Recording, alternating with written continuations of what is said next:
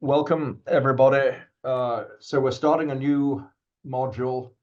Now, Professor Vesna Mitrovic will be talking about electron configurations and materials, and then Anatha Rao will be, at the top of the hour, will be starting a new workbook session on machine learning in the condensed matter. So obviously this is a fascinating juxtaposition to a number of the other talks that we've had over the last 3 days. Anyway, so Vesna, thank you very much for being able to talk to us. We appreciate it enormously. Yeah.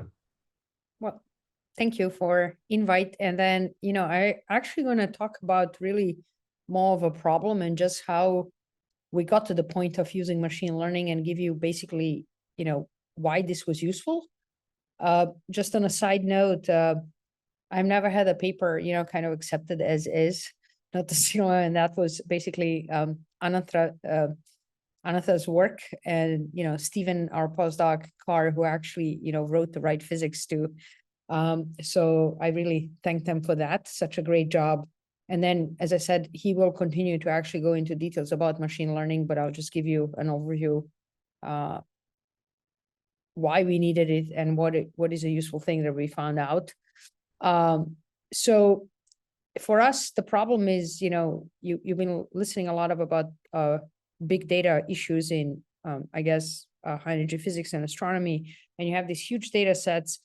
Our problem is that we actually in materials, there's many possibilities of what's happening, interactions. We don't know how to solve anything.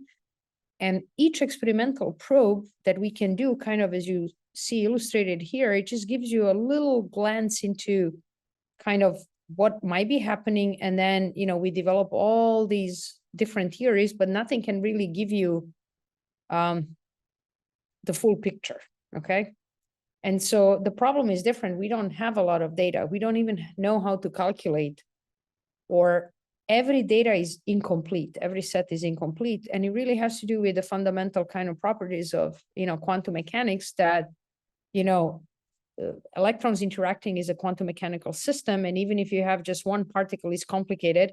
There's no way to measure this superposition here. So, ideally, what we would like to have is that, this is our ground state, material, or whatever it is. And somehow we have an experimental probe that would actually determine this ground state, or at least we do a measurement, and that measurement actually tells us something very informative so that we can actually determine a Hamiltonian, right? So kind of biometric passport of a material, local Hamiltonian. And, this was really a science fiction up to very recently. So let me do the math. 5 years ago, there was a suggestion in a paper that, you can actually measure. So if you're clever and you measure a single eigenstate of your system, let's see which eigenstate, we don't know, that you would be able to actually determine the local Hamiltonian in your material, okay? That, again, the problem with that is that, well, to measure a full eigenstate, I need a probe that can measure this phase. It's an imaginary number, and, mathematically, imaginary number means that in real life, we can measure that. So what do we do? Conventionally, that big list that I showed you on a previous slide, what you actually do is, you measure either excitations, means, what that actually means is the following, that, let me put my video here, is that you shine some, laser light or whatever it is, your excitation, neutrons, and then you look for basically when electrons go back to ground state, you look for this information. But again, that doesn't give you any picture about, a ground state itself. Or what we do, we look at the response to a single parameter. So for example, I'm sure each one of you has had a voltmeter in their hand. So what you can do is you put two leads, you apply the, you send the current, and then you look what happens, right? Or, you apply a magnetic field in a certain direction, or a heat gradient in a certain direction, and then you measure something. Again, that's a very incomplete picture. So how do we get to, measure an eigenstate in a material. Is it even possible? And so, okay. Before I go to any further, I actually want to tell you is that a technique that can get, and you may be seen from a title of the talk, is that we want to use nuclear magnetic resonance. So let me just explain, and then I'm going to go about, what is NMR or nuclear magnetic resonance? What does it do for us? So the reason why we want to use nuclei, okay, and it's just kind of a picture here. I have some nuclear spin is denoted by I. S is electronic spin. So these are just some two random spins in a material. We really want to know everything about electrons, electronic spin. There are a couple, quantum mechanically, in a sense that their wave functions overlap, and that gives you this interaction, which is a tensor A. It's called hyperfine interaction. And so what the beauty of us measuring the nuclear spin is that it's, if you're trying to measure a quantum mechanical state of electronic spin, you cannot send an excitation directly to that spin. It would ruin your quantum state. And so this interaction here is extremely weak. And so in that way, it's kind of ideal for money. It's ideal you have to pay the price because the signal is very weak, but it's ideal in a sense that experimentally, the only thing you do is you mess with the nuclear spin. You never actually send any excitation on an energy scale that can excite electronic spin. So, and do this weak interaction, again, the problem is that it's very difficult to measure, but it's good because it produces the minimal disturbance of the state of this electronic spin that we want to know. And so, if I tell you now a story of a standard NMR, well, this is what we do. We measure spectra, and then we measure a local magnetic field at this nuclear site.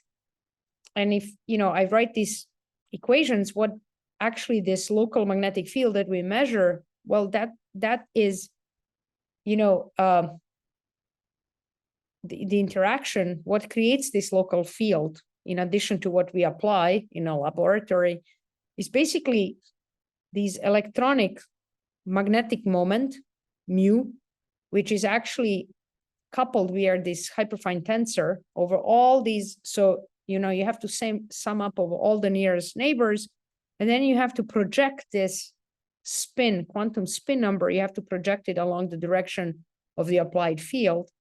And if you do that, basically, it gives you, these are just an example of when you measure a spectra that gives you this image of the local magnetic field probability distribution or local magnetic susceptibility. This is something very useful for theorists. They can calculate a lot of stuff about materials if they know this. And, just to give you simple examples, if you have magnetically ordered state, in ferromagnet, all the electronic spins are ordered along the same direction. So what you measure is actually a single line. It looks like a delta function. And the amount of this shift of your line is directly proportional to the moment, magnetic moments. You could actually measure magnetic moment. If you have an antiferromagnet, you see you have electronic spin pointing up, down, up, down, up, down. That would give you two lines. And all the nuclear spin, which is sitting right next to these electronic spin in blue, they give you a line here, shifted to the negative direction with respect to some zero vacuum.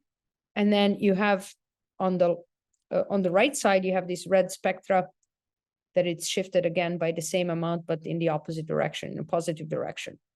If you have very complicated, spin density wave or modulated magnetic states, well, this is kind of how the probability distribution would look like. So you can take a cosine function and ask your computer to calculate a probability distribution, and this is what you would get. If you have modulation along spatial dimension, then it would look different. So it can be quite informative about how electronic spins are ordered. So in addition to this, you can also do dynamical measurements. So these measurements actually measure how long does it take for nuclear spin ensemble to decohere. Now, as you see, there's no energy loss, so it's not really probing excitations, but the problem is that, you know, any disturbance, a radio nearby can cause this. So we don't have theoretical machinery to calculate these decoherence times. So just measuring this time here, it's very useful to, you know, probe the quality of the qubits, for example, you know, but not very informative about what is really microscopically happening in a material. Now, we can also measure something which is called spin lattice relaxation rate, and it actually measures how long, if you disturb the nuclei from the equilibrium, which you can do with a pulse, how long does it take for electronic spins to relax back? If they were in the vacuum, it would take forever. They would just stay like that. So in order for them to relax to equilibrium, they have to actually, they need to, you know, exchange the Zeeman energy with something. They have to interact. And this is how you can actually obtain very important information about extremely low energy excitation, quasi-particle excitations or electronic excitations by measuring this quantity. So, you know, if you're a theorist in condensed matter, these two quantities measure two response function. One is real, the other one is imaginary dissipation. And it allows you, you know, this is something we learn how to calculate, you know. So it could be, again, very informative about your electronic system, but it doesn't, again, tell you anything about the ground state. It tells you about the excitations, okay? So as I said, you know, hopefully what I communicated to you now, that what we have in our, you know, toolbox is to measure these night shifts or these spectral shapes. And that measures the changes in the local magnetic field. We can measure these dissipation excitations, but that doesn't tell us about the ground state. So the question that we ask is, you know, how much information about electronic correlations can we actually extract from a single NMR experiment, right? Again, the theorists told us that if we can measure a single eigenstate, we can learn everything about local Hamiltonians. We are now saying, well, you will see why I'm asking this question. Maybe there is something in the NMR measurement that can measure properties of the ground state. And I'll tell you that in a second. And so how much information can we extract about electronic correlations or electronic susceptibility from a single NMR experiment? And I'll come back to this question again when I tell you more about the way NMR is done, okay? So this is what you do. You take a material, you put in a magnetic field. And so what happened is that the nuclear spins would then split into Zeeman levels. And what we actually measures is this difference in energy or the frequency, right? Which depends on a local magnetic field that each nucleus feels in a material. And then we can measure this, you know, frequency or the energy difference. And the way this is done, how do you do this, right? So you put in a magnetic field, you get these Zeeman splitting of the nuclear spin levels. What you have to do is then, you know, if you remember your introductory course on quantum mechanics, you know that this is this spin number, right? This quantization axis is defined by magnetic field. So it's a famous Z-axis, right? And if I want to introduce the spin raising and lowering operators, those are linear superposition of the perpendicular of Ix and Iy. They do not commute with Z. And so basically what that means, all I have to do in the lab is somehow apply a spin operator that contains spin is equivalent to magnetic field, basically. And that operator has to be, you know, perpendicular to the applied field, to this H0, so that, you know, it actually, I can represent it in an operator form in terms of raising and lowering operators, which means it would change the spin population or it would flip the spin from up to down and vice versa. So there's one more piece of physics, you know, there's of course energy difference between these levels. So we have to make sure that the energy is conserved.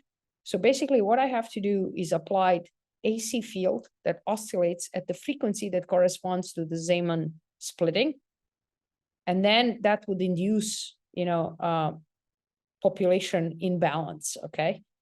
And all we have to do there, again, is then measure when these electronic spins relax back. That would induce the small AC field that we can then, which is proportional to this population difference between the Boltzmann levels, and we can measure these, frequencies. So let me just show you on the next slide the way this is done.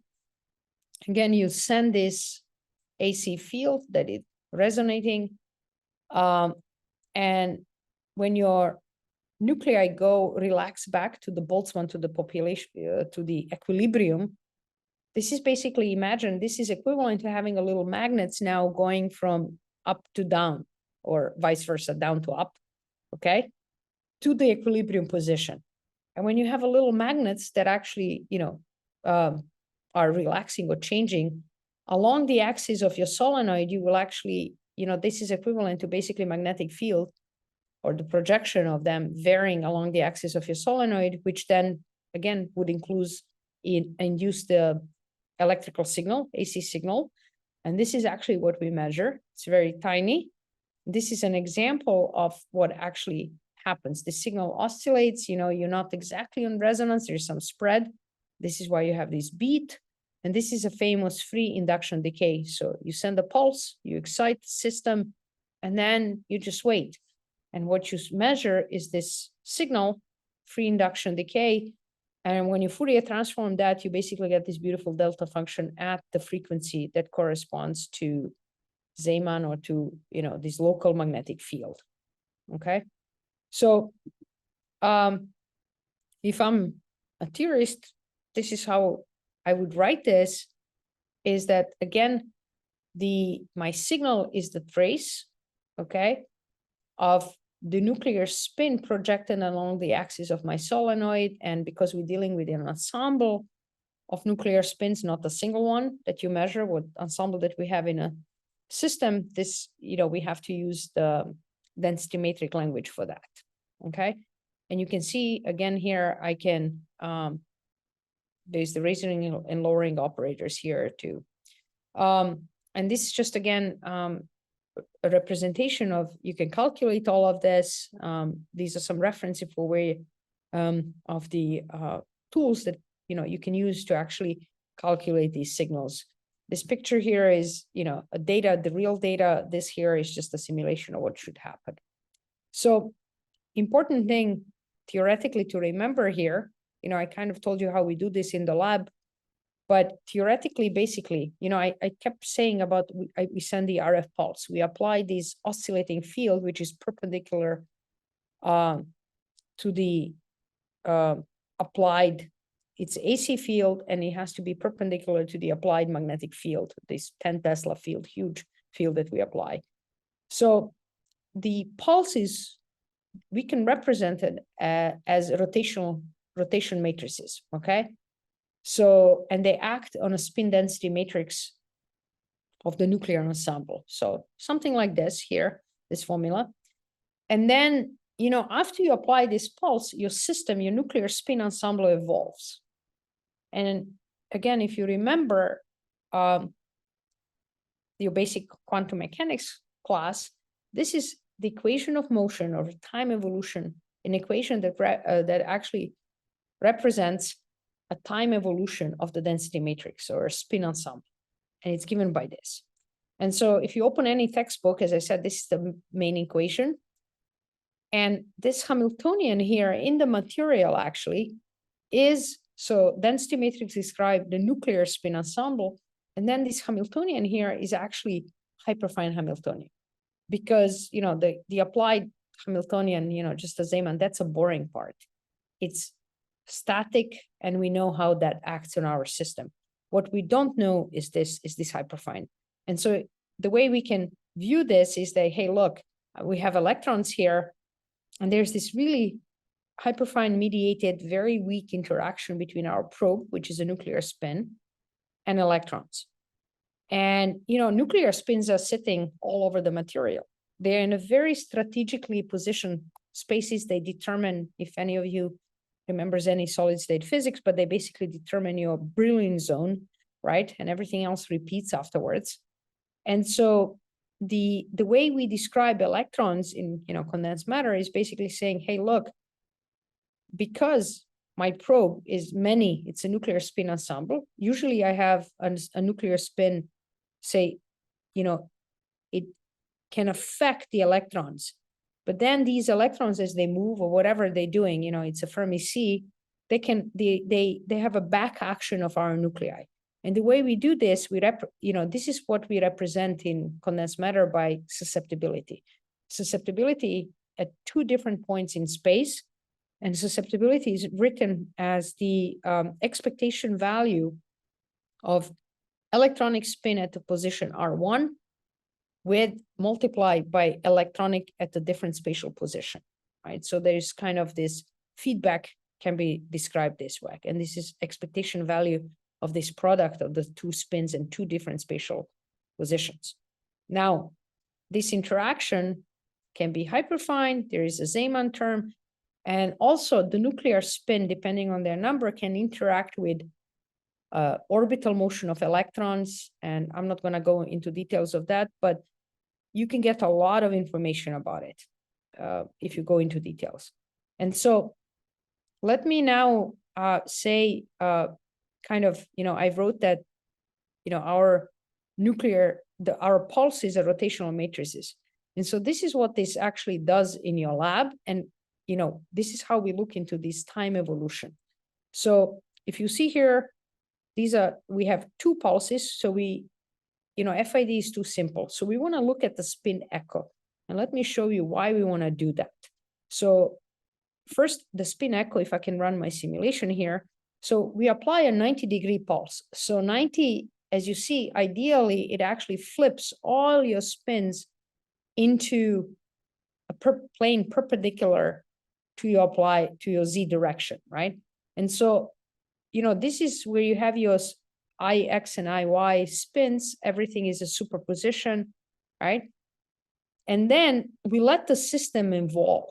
As you see all these errors, because we're dealing with a spin ensemble, each little nuclear spin feels a slightly different local magnetic field, just simply because, electronic system is not the same in every point in space. And so what happened is they dephase, to use their jargon. As you see, they all evolve with a slightly different speed, meaning they accumulate, they have slightly different, sorry, if you can see here, or in my, oops, I have to go back. They evolve with a slightly different speed. And what that actually means is that, sorry, my cursor, the phase that they accumulate, okay, is different. And then what we actually do, so we wait a time tau, and then you apply 180 pulse, which inverts the axis of time of this time evolution, okay? And it can focus, as you can see, some of these spins, okay? And then you wait, you see, after the same time tau, they would focus back into, and they would produce this spin echo, if you look into that, okay? So the spin echo, at least theoretically, from a theoretical point of view, actually contains the information about the local Hamiltonian, okay?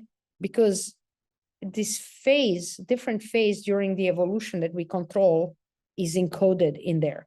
Now, this has been known from 1956. Why is it that no one, has done that? And I come back to my question now, knowing how this spin echo functions, that basically, this Hamiltonian, this information about electronic system is encoded in the shape of the echo. Why is it that, we haven't been using this, okay? And again, I'm asking a question, knowing this, how much information can we actually obtain about these electronic correlations? And so let me just basically state what our goal is. Well, let's do a simplest possible thing. Let's see what is the effect of these electronic correlations, okay? This basically, this electronic susceptibility on our spin echo. That's what we're gonna use, okay? If interactions are, say, electronic correlations, so the susceptibility is very strong and also very long ranged, okay? So meaning that, Wrong range means that electron sitting in one point in my sample is correlated with the one which is, 10 or more lattice or 100 lattice spacing away from there. What is very useful about this is that our probe, because it's a nuclear spin ensemble, has this phase coherence. It's not like a dissipation where, again, we just randomly probe excitations. And so this is how it works. And I'm going to discuss the theoretical model that we built to explain this effect. And then, so there's a nucleus that sits in a position, Ri. So at in one particular point in space, right? Again, what we probe with NMR is ensemble. So the density matrix response of all of them. But imagine this, right? That we have a nuclei at point Ri. It's then coupled through this delta to this hyperfine interaction, okay, with an electron which is nearby, right? So with whom the wave function have to overlap. And then, of course, this electron, because we're dealing with a correlated material with a quantum material, that electron is also coupled to other electrons because they strongly interact, right? We're talking about strongly interacting electronic systems. If they are weakly interacting, we know how to do. We can use perturbation theory and predict their properties. So that's why we're always interested in a system that strongly interacts. And so nuclei would affect through this an electron here, electronic spin here, and then it would actually, this electron is now interacting, say, with another electron at some position Rj.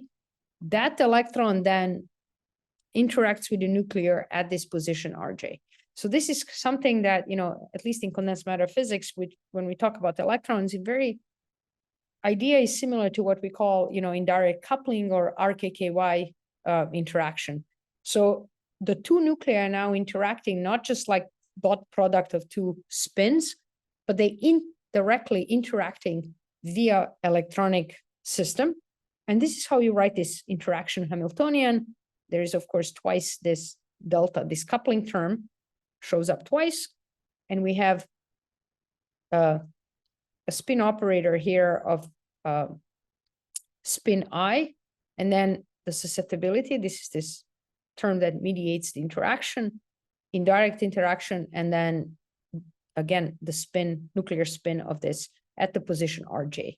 So you see, it's very similar to basically just having two spins interacting, II and Ij, kind of like a Heisenberg Hamiltonian between two spins interacting, but mediated by this. And again, this is how we write this susceptibility.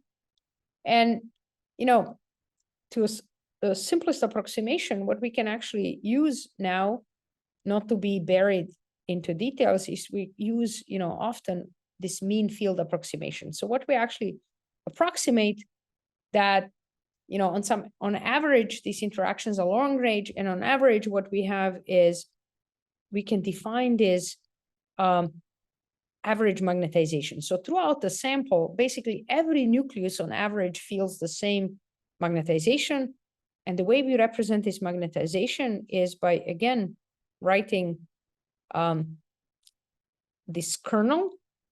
And then the only thing that this average magnetization controls is controlled by the range of these interactions, okay? And that's expressed here. So we introduced a parameter, which is called kernel in jargon, that tells us about the range of this electronic interaction or the shape of this susceptibility here. And then, you can see we put this, basically this is the magnetization here. It's the susceptibility plus the average of this other, nuclear spin. So we can kind of, renormalize, take this other spin out. And then our mean field Hamiltonian in this approximation simply becomes, we can represent it by this alpha that tells us about the magnitude of the susceptibility. It's an interaction strength and the magnetization that contains so this quantity here in blue tells us everything about the magnitude of electronic susceptibility, where this magnetization or this red term tells us everything about the spatial extent or range of the susceptibility, okay? So basically, I don't have to bore you with all this technicality of condensed matter physics. Let me just continue and give you that kind of typically we consider different, analytically different ranges. So ranges of chi. The simplest thing to take something which is very, short range that basically drops off at, 20 lattice spacing almost to zero. So it's an exponentially falling function. Then, we have a power law and we have this, power law, which is this green curve here, which is very long range interaction. You see that even 50 lattice spacing, it did not go to zero. And then what we call this famous RKKY, which is oscillatory interaction that you see touches zero at about 30, but then it goes back up. So it oscillates in space. And we can simplify our theory even more and write basically introduce this parameter alpha, which then just tells us about average effective interaction throughout the sample, okay?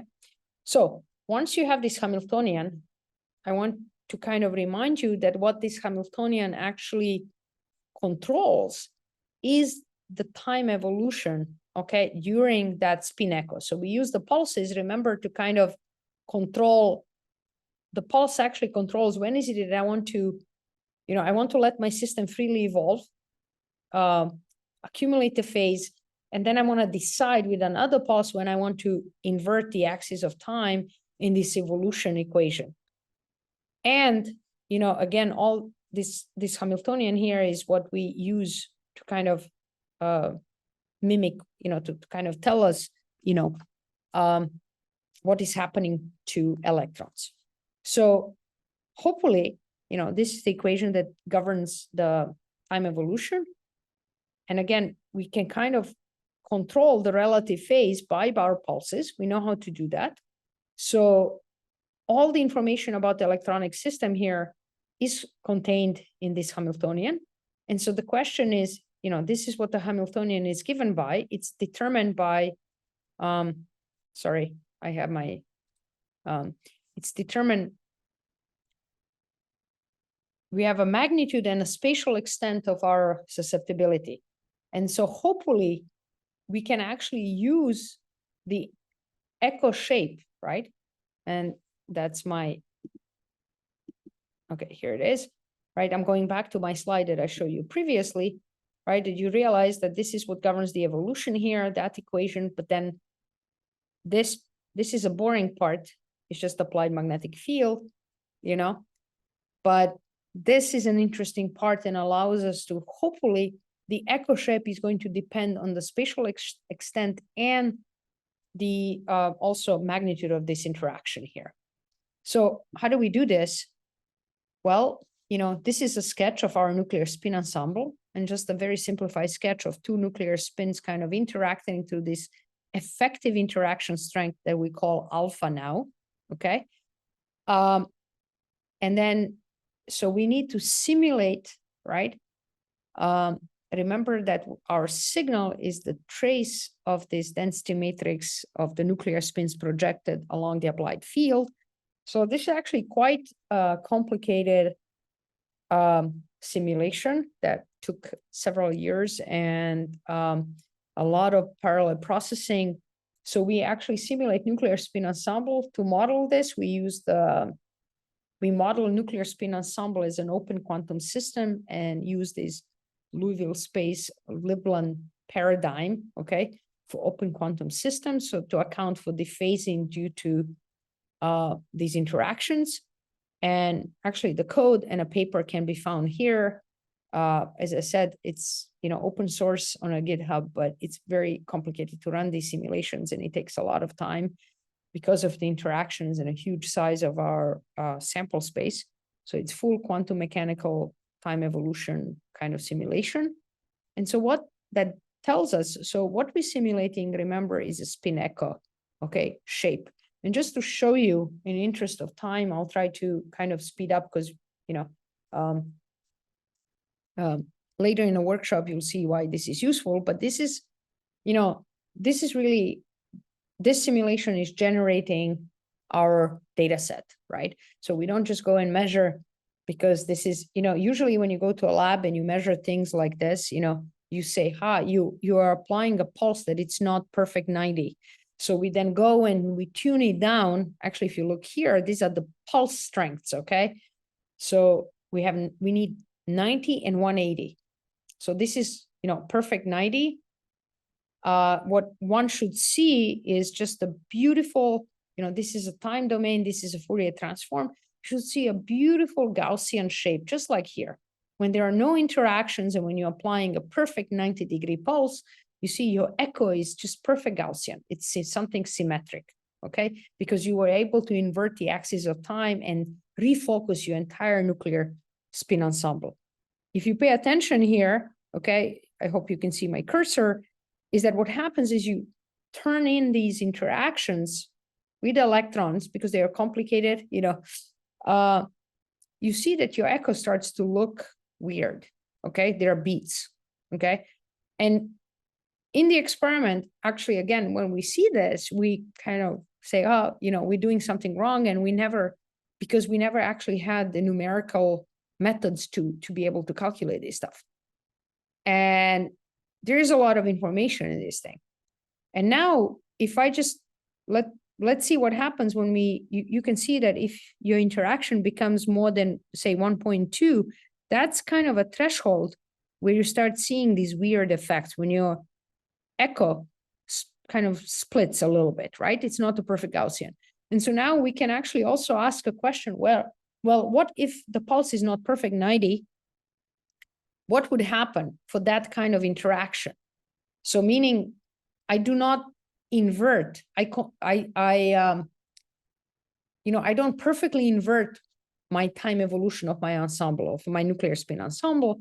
And here you can see again that here, you know, if your pulse is very tiny, or your inversion is very inefficient, you don't invert everything, just a small part of it, you basically see, you start obtaining these very asymmetric echoes. And then again, if your pulse is stronger, you get some splitting here. And again, at a very high level, you basically invert this asymmetry of your echo. So this asymmetry and these weird shapes of the echoes are actually very informative. And as I said, we used to trash this information because, again, we did not have the machinery to actually, numerical machinery to calculate these open quantum, the nuclear spin ensemble time evolution, okay, which is very costly, numerically costly. And so I'm just gonna show you that, for example, we can start with the simplest possible thing. Let's assume that interaction is, so what I'm gonna do now, I'm gonna assume that, you know, obviously what I showed you previously is that, yes, there is some interaction threshold where you start seeing these weird effects, okay? Great. So now let's assume that we have this finite interaction, okay? But let's assume that interaction is infinite range, so that kernel is huge. You know, it dies out at, 100 lattice. Infinite in our system means whatever was our nuclear spin sample, say 100 by 100 spins or 10 by 10 spins, that interaction persists up to, whatever is the lattice that we, two-dimensional lattice that we used in simulation here, okay? And then, but we're going to assume that we have an isotropy, and this is very informative for us when we study materials, right? So we're going to assume that the interaction is along, say, z-axis. There's this axial symmetry. And again, assume the same, finite strength. And then this is very interesting because what we're actually changing here is the pulse strength. That's what you're seeing here. And then these are calculated echoes. Remember that the pulse strength actually kind of tells you how efficient your inversion or time inversion of your spin ensemble in this time evolution, okay? So it's time times the Hamiltonian, and so it's all, it controls the relative phase that it's accumulated. And of course, ultimately affects strongly the shape of the echo. And so what is very interesting here is that for this particular situation, you see that echo is always Gaussian, symmetric, but it shifts. It actually produces this very interesting kind of cosine shape, okay? And, you know, that basically is kind of really important because when we measure night shift in, you know, condensed matter in physics, that shift that I showed you at the very beginning with NMR, you often can measure shift and then be completely fooled because of the anisotropy and then get completely wrong results about what's going on with your system. But this shift is really just caused by this infinite range interaction between electrons, which is anisotropic in, you know, along the applied field, along the axially anisotropic. This is just a theory of why this is so. We understand that. Then, you know, we can try different kind of anisotropy, you know, in a plane or, you know, here. And you see that if we don't have this perfect axial anisotropy, then we start seeing, for the exact same strength, we start seeing these really complicated, you know, of course there is a shift, but also your echo does not look symmetric. It actually has these beats. And, you know, again, that can be very, as you can see, you can actually really, by looking at the shape of this echo as a function of pulse strength, you can deduce the anisotropy of electronic correlations or susceptibility, which we've never been able to do before, okay? And again, this is just a kind of a theory of, we can even analytically show why this is so. I'm not gonna go into details of that.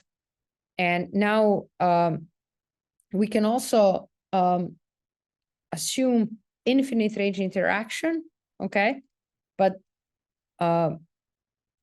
we can also assume that we have different levels of the pulse disorder. So pulse doesn't have to be perfect along the ensemble. And again, you know, we can really explain and get these very, it's actually even better when the pulse is not perfect. So meaning the refocusing on every spatial part of your sample is not the same.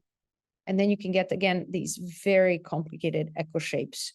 And, you know, everything still stands. And so now, another thing what we can do is, let's assume that we have whatever anisotropy, but let's assume that we have finite range interactions. And again, these are the three very typical kernels that we considered.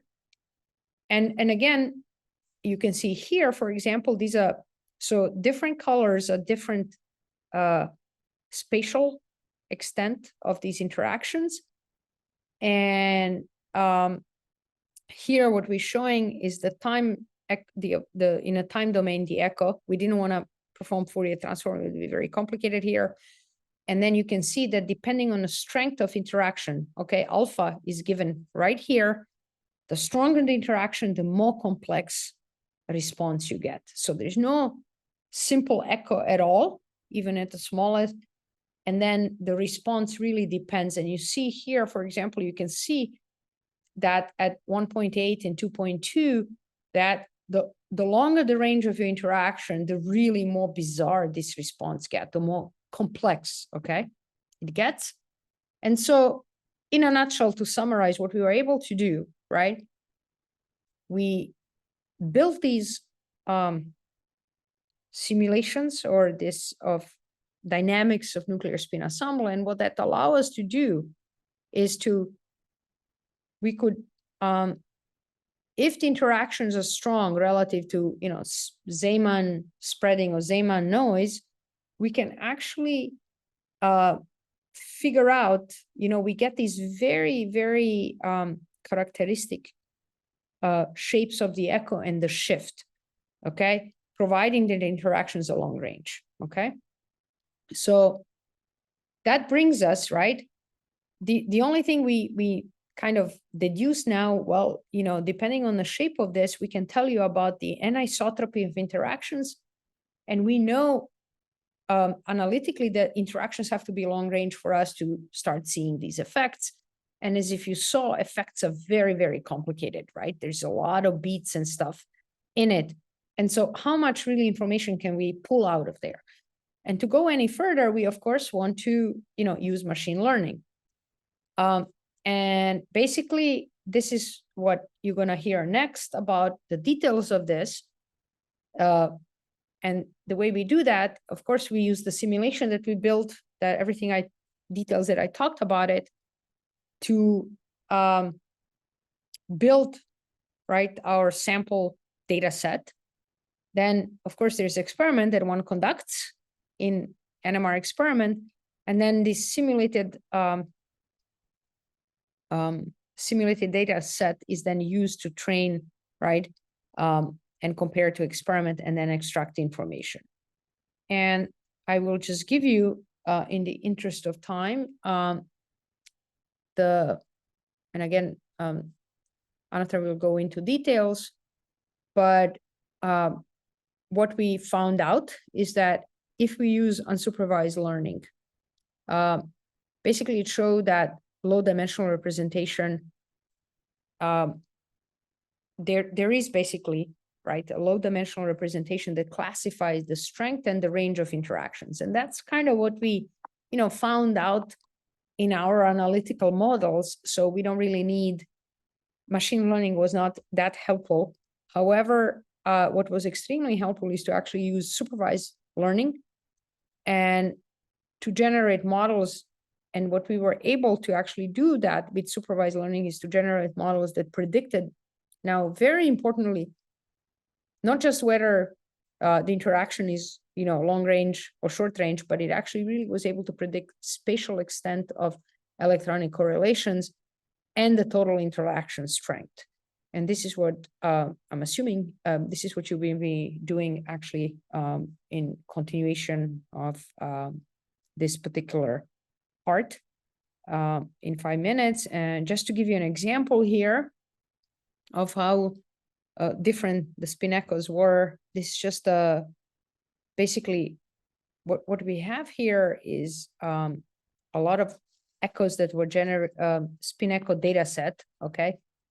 They were response to, if I'm looking at the numbers, there's actually response for 15,000 simulations. And then these are basically, different kernels. And then this is the echo that was reproduced. All these different shades here represent different interaction, effective interaction strength. And so I think with this, I will end. And then if any questions, and if not, then we can just kind of go to next session after the little break. Yeah, thank you. Thank you for giving me this opportunity, Professor Wessner, Professor Gateskill, and Ariel at Brown. So in the last talk, Professor Wessner talked about the theoretical model and how spin echoes can be used to understand material properties. I'll be focusing on how we actually use machine learning and run through actual code and data files and how we end up doing things. Before I start, just want to make sure I give some introduction on what we'll be doing. I'll explain a few topics on unsupervised learning and supervised learning, and then we'll run through the notebook together. My aim is not to introduce you to a lot of new models, but actually show you how to work with data, how you can work with lab data, and how you have data, how you need to manipulate data, and how we can gain inferences from them. The basic setup, I think all of you will have access to the PDF file or the presentation I'm doing here. It'll be available in the electronic configurations Google Drive, which should be shared with all the registrants.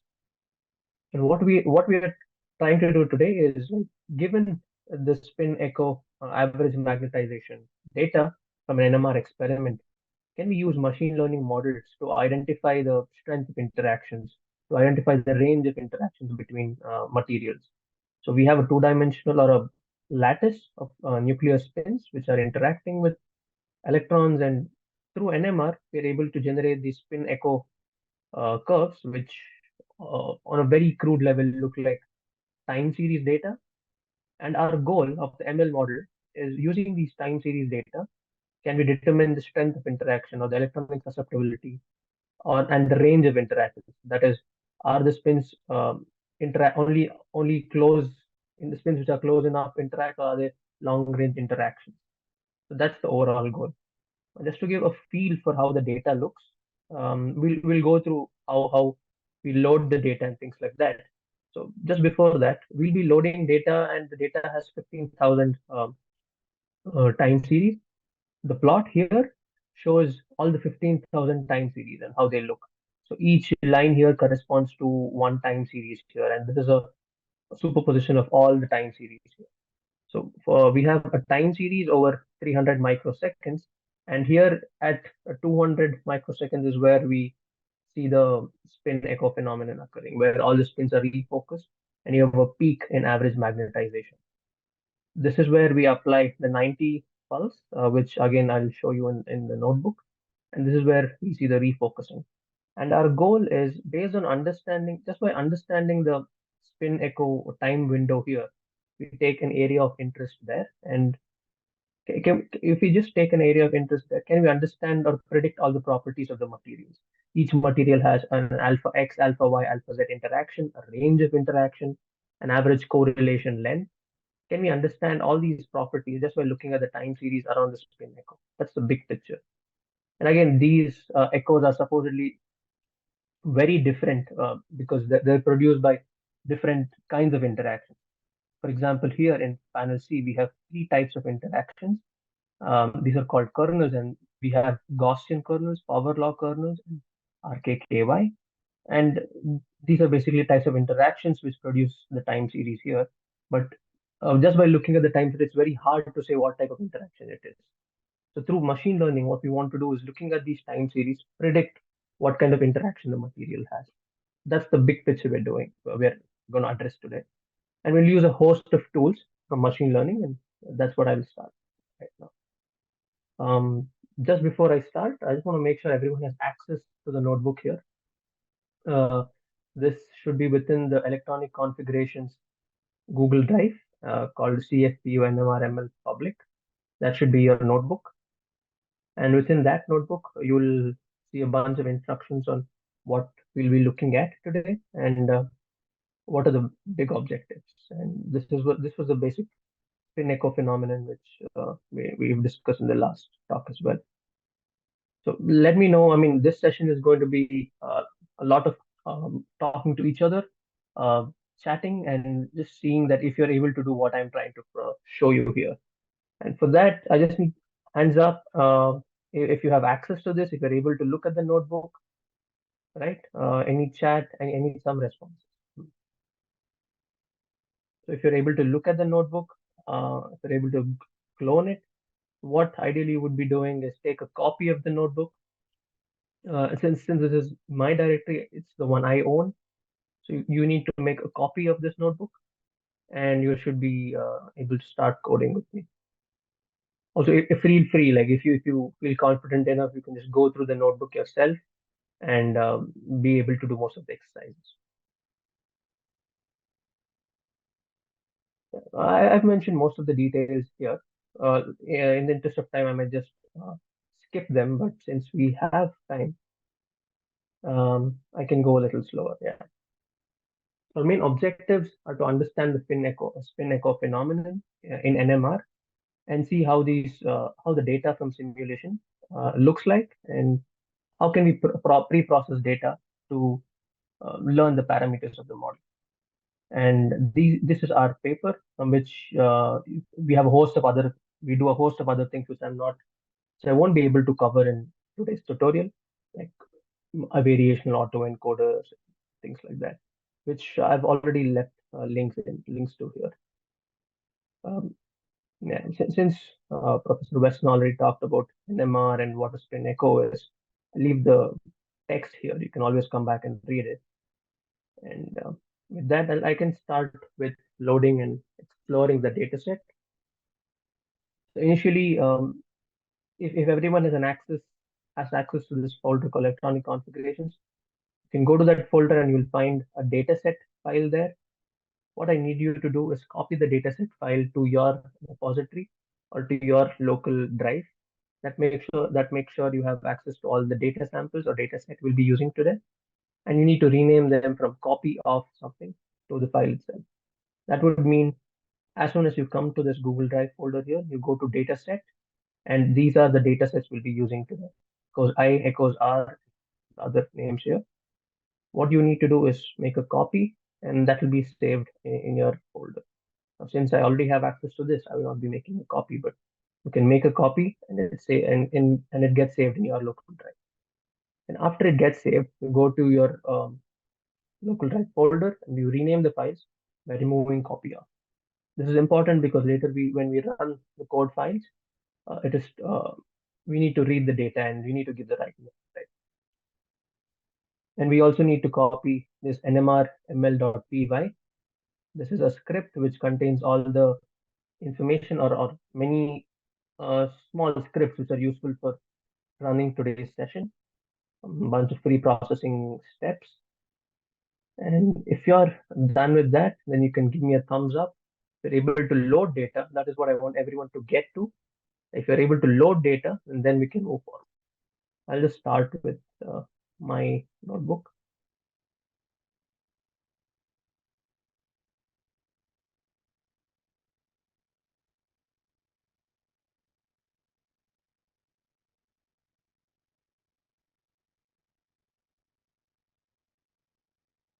Yeah, right. So this is something you might all end up at. That there is no module called NMRML. Now that means the path has not been read. Um, that is when you need to mount your Google Drive.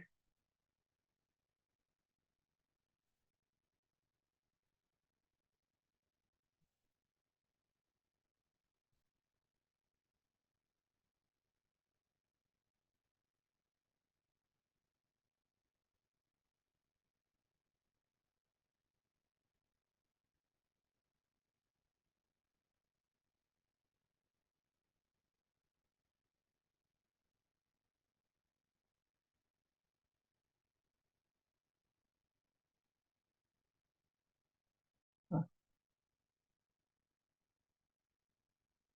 So I need to hear from people. Are you guys able to make a copy, or how's it going?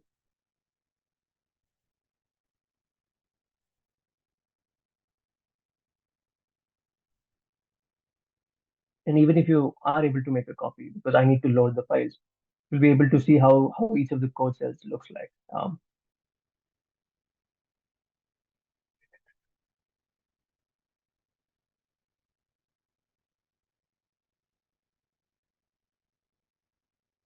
So I see any.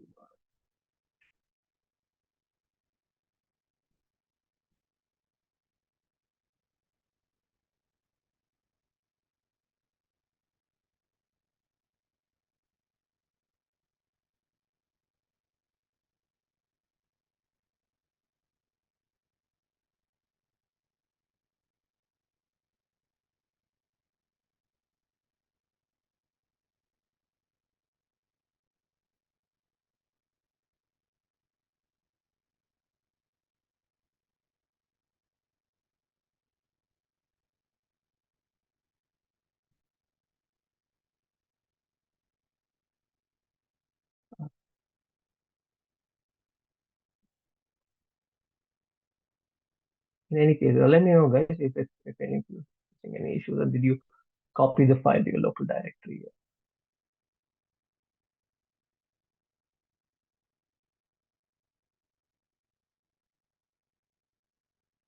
In the meanwhile, let me go to this one.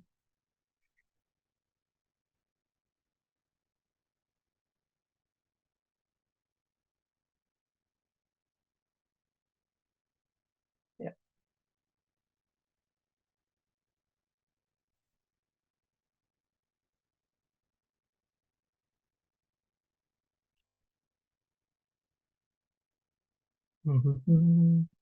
Right. So after you load the data, given this works for you. Oh, I don't know why this is not happening, but I think it's because there's a lot of load on systems. But this should be working for people, I think. Sorry, what was the issue? I couldn't tell. Oh no, I think no. I just wanted to hear first of all if people are able to load the data. So I'm waiting to hear if okay, all good. Open the file. Right, I hear from Anas. Okay, so yeah, I think I've loaded the data here, and it's probably I will run through as well.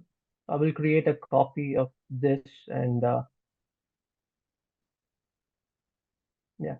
So what you need to do, I will run through this with you. I'll make a copy of this, and this just goes and make a copy of the notebook, and then make a copy of the data set. Just run through this for everyone. Make a copy. Let's run.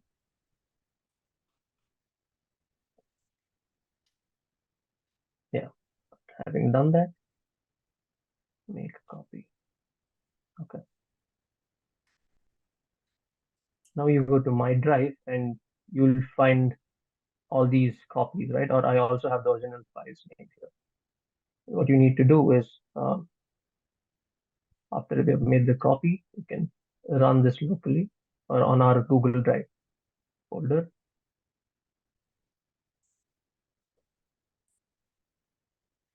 Yeah.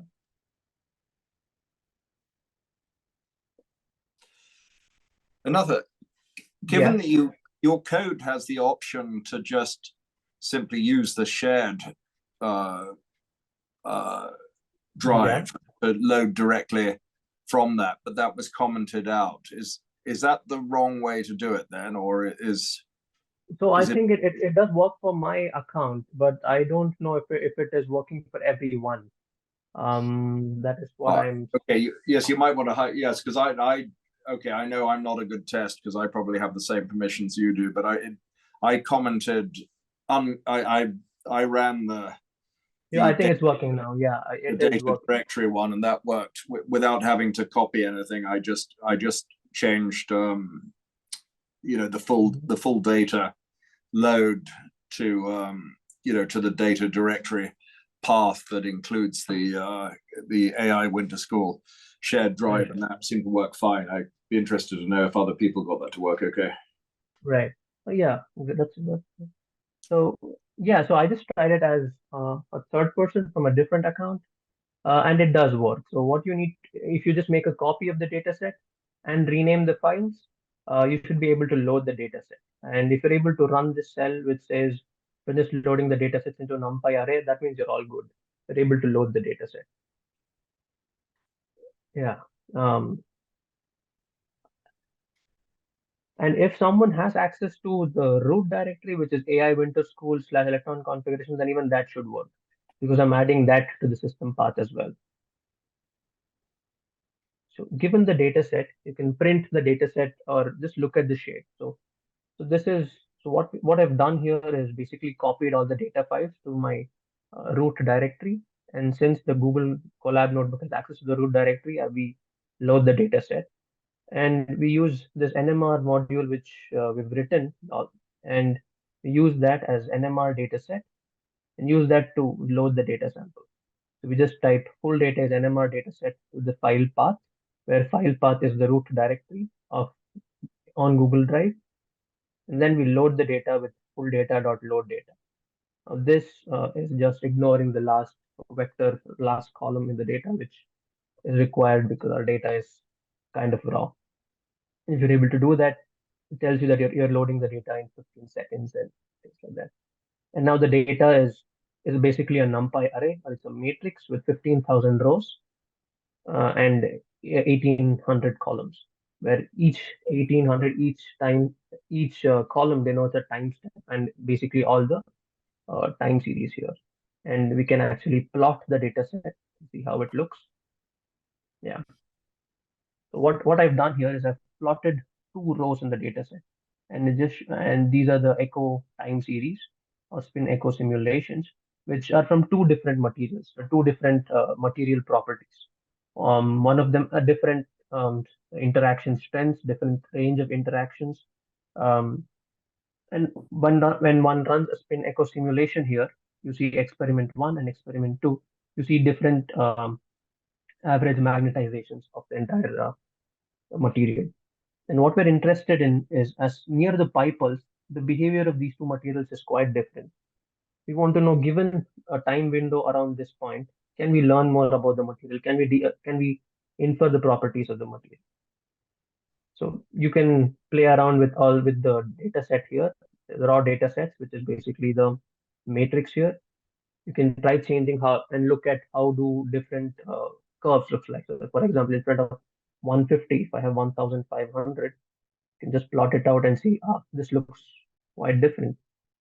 So you can play with that and see how the different time series look like, and what could be a reason for different behavior that requires more closely looking at. If you plot the first 2000, first 7000, and the last 2000, you'll see a pattern on why do these time series differ. So if you play along with these, you'll be able to look at how the different time series look. More particularly, we are interested in looking at behavior near the spin echo. So if you're able, given at this pi pulse around 1246, I think, how do the different pulses behave? Or if I take an average time window around there, how do different pulses look like?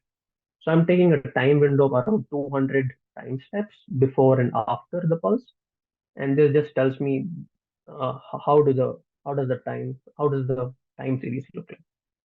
So the echo occurs at 1256. So the echo, or when all the spins refocus, is at time step 1256. And we have drawn another data set, which is called echo data, which is a NumPy array. And we've got a data set which is centered around this point here with a 200 time width. Now comes the part where we do machine learning. Like, each curve or each time series is generated by a set of initial parameters. So you fix a certain number of initial parameters, and you let the system evolve. You time evolve the system, and these are the parameters we have access to. So these are parameters which are present in the data files, and we'll be loading them through the module which we have. It's called full data dot load param. Now, full data was something we defined earlier, and that is what we'll be running now. Full data was defined as the NMR dataset object. And if you just enter load param, this loads all the parameters associated with the entire dataset. Now, what we're not interested in all the columns here. We're interested in few of the columns. So these are the alpha X, alpha Y, and alpha Z Professor Wessner talked about. Psi is the correlation length, or average correlation length. POW stands for the power law, which is what is the power of interaction, or what is the power law interaction. Now, this only matters for, this comes up when one talks about the kernel or range of interaction, and not a very much importance right now. And we can ignore the other columns as of now. The question is, can we predict alpha X, alpha Y, and alpha Z given the time series itself? Or can we predict the range of interaction? Is it a short range interaction, or is it a long range interaction? Only by using the time series, and where alpha X denotes the strength of the interaction, Xi is the correlation length, and that usually comes up with a Gaussian curve. Now, what do kernels do? They basically mediate the length scale of your interaction. For example, Gaussian and RKKY interactions. These make sure your interactions are short range. They inhibit long range interactions. Whereas if you plot Gaussians and power laws, they're short range. They don't extend up to infinity. Whereas a power law is a long range interaction. And if you have a material where the kind of interaction is long range, you see a power law kind of interaction. The question is, just by looking at these spin echoes, can we find out if it's a power law interaction, if it's a Gaussian or RKKY interaction? And we also are able to find few meta parameters. What is the kernel integral, which we define to be the sum of alpha X, alpha Y, alpha Z. And also something called average length scale, which we define to be an integral, a weighted sum of the kernel with the interaction strength. So we load the W list. Now W is basically the kernel integral, which is the sum of alpha x, alpha y, and alpha z. And here, for your convenience here, we're just plotting how W looks like, because this is something which we would want to predict, or we want to understand how the distribution looks like. Here, this is the distribution of W list, which is the sum of alpha x, alpha y, and alpha z. Here I'm just showing you how you can analyze data. Given the data, you want to understand how the distribution looks like. You see that this initially starts with 0.1, and a lot of density is centered there, and then you have a gradual decrease. And you have very few points which correspond to a large W list or a large kernel integral. And one thing you can notice if you start playing around with data itself, that if you plot those echo curves which have the least W list and the highest W, you find different behaviors here. What I've done here is plotted two spin echo curves, where the first one is where the W list is the minimum. The second one is where the W1 list is the maximum, or the other way around here. And you see that when W list is minimum, or when W, which is the sum of alpha x, alpha y, and alpha z, when that is minimum, you have a very sharp spin echo. Whereas if if your W is very high, or if the sum of your interactions are very large, you have a very minimal echo behavior here, and you have a lot of pre-echo behavior and a lot of noise everywhere. But if the interactions are very minimal, you have a very good echo, and that is what we learned in Dr. Westnor's talk as well. And this data corroborates that. This is how you, given data, try to understand how the distribution looks like, how different parameters affect the data. And then we load one more last data set, which we'll be looking at later. This is the length scale. This is the average length scale of the system, which is more like weighted average of the correlation length. Okay, seems like I'm not able to load this. Okay, you need to change the path here. So if someone ended up there, then this should be, yeah. So you need to try this. So I've commented it out here as well. If the first line doesn't work for you, then the second line should work. So, yeah. So then you load the data. This is the average length scale. Yeah.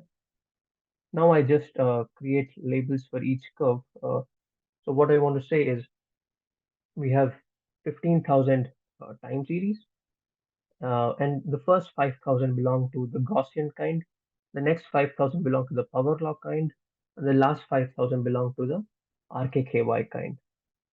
And that is what I'm just adding a label saying what Gaussian is, this is what RKKY is, and adding them at the end.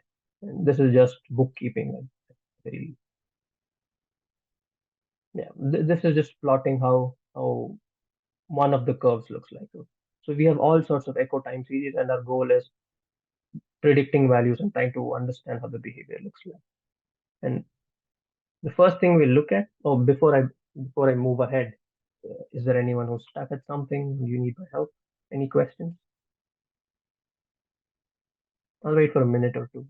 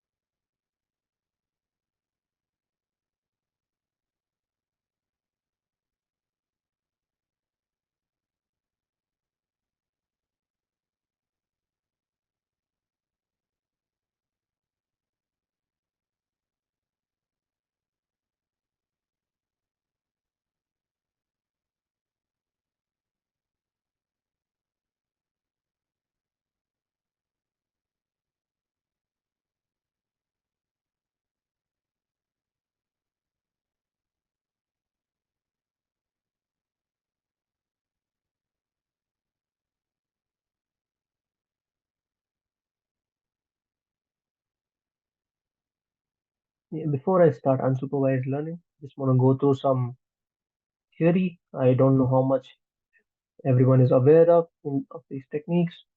So I'll give some brief overview of what each of these techniques do, and then we'll implement on our data set and look at what are our observations of data set.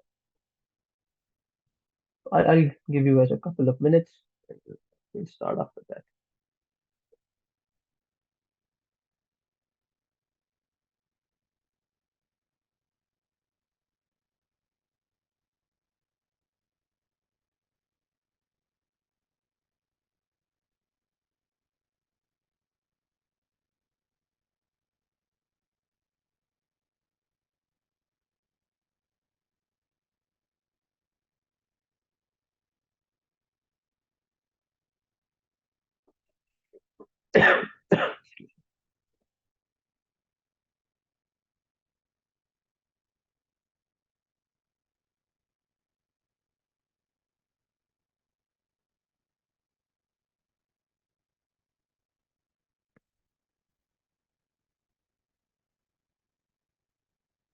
Okay, then let me start with principal component analysis.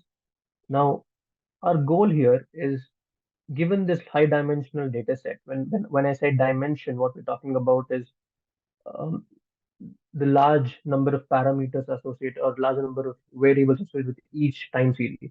We have a time series of 1884 elements in one time series. That's a very high dimension. So can we see a separation or understand this in two dimensions, three dimensions, or can we have a representative variable which will condense all the information into one or two or much smaller dimensions? Can we remove all the uncorrelated dimensions here? That's the big question.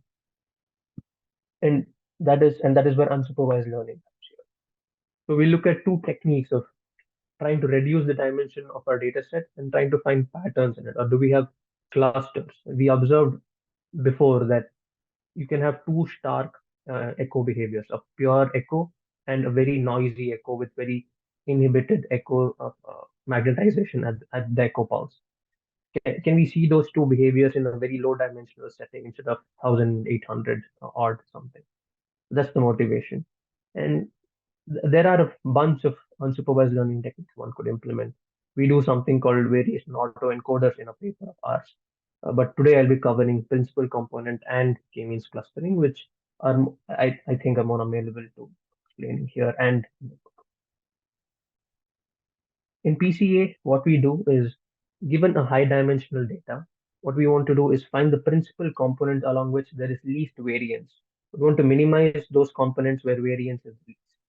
And you could go about and learn about PCA, and I have the relevant links on the notebook here, where you could go to Wikipedia and search documentation of Python and or sklearn and look at what it does. But briefly, what it does is, given a data set X, you want to find the principal vectors along which there is the largest variance.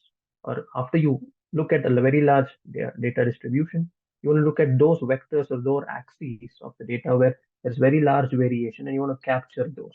That is what PCA does. And on paper, what you do is, given a data set X, you want to compute the covariance. Firstly, you normalize the data set. That is, you want to make sure each column has a mean 0 and standard deviation 1. It's called mean normalization.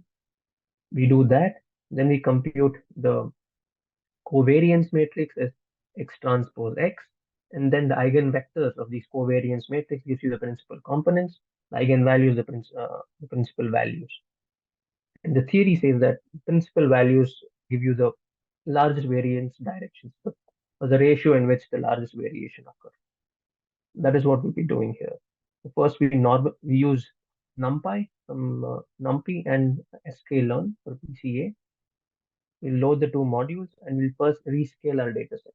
When I mean by rescale, here I'm doing something called max renormalization, because you see that sometimes the value is 0.5 and it's 0 here. We want to make sure at each point it kind of normalizes between 0 and 1 so that PCA works best.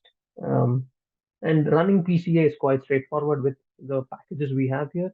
We need to specify the number of components we want. Now I'll be doing two components. You can always try high components and let me know how it works. What do you observe? PCA, and you observe two components here.